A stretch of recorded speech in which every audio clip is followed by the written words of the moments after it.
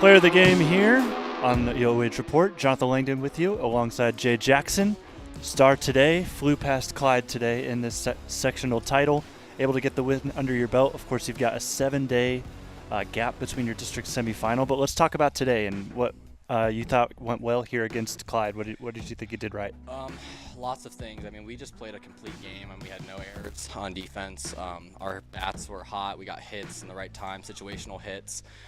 We battled the weather great. Garret pitched a hell of a game, and it was all around a great game. Yeah, so talk about Clyde, what you knew coming in about this team, of course, towards the bottom end of a solid conference. So what was the strategy for you guys to get this done and get the win? We knew Clyde had some good conference pitchers. They knew we were going to throw at us, so we were ready for that. They are a solid team. I mean, they play some other teams in our bracket for this district, and we knew they weren't just going to be a rollover team, which they weren't. I mean, they played us hard. We had a great game.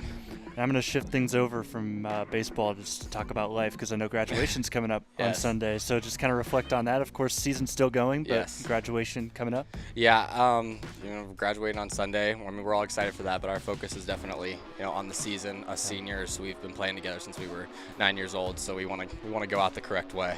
Yeah, shout out a couple of those seniors. Garrett, Dawson, Chandler, Mason, Brooks, Judah, all of us. All right, and then anybody else watching you want to shout out? Just all my family and supporters. I mean, my family's my biggest supporters. They come to all my games. It's awesome to have that support system. And we got a twofer today. Go ahead and take that headset off and hand it over to Hotz, who hosed down a couple of Clyde batters today.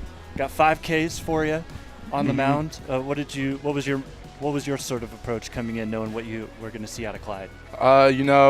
They got some good hitters. I knew I just needed to work ahead in the count, work quick. If I get ahead in the count, make them chase, make them put balls in play that my defense can make plays on, and that's what I did. And my defense had my back, and they made the plays when we needed them. And it just felt like today, Clyde, not a team that puts up too many runs, but you guys going out there in the bottom of the first, getting some runs on the board early, that set the tone the rest of the way. Was that kind of the goal? We always want to come out hot, come out swinging, put some runs up on the board.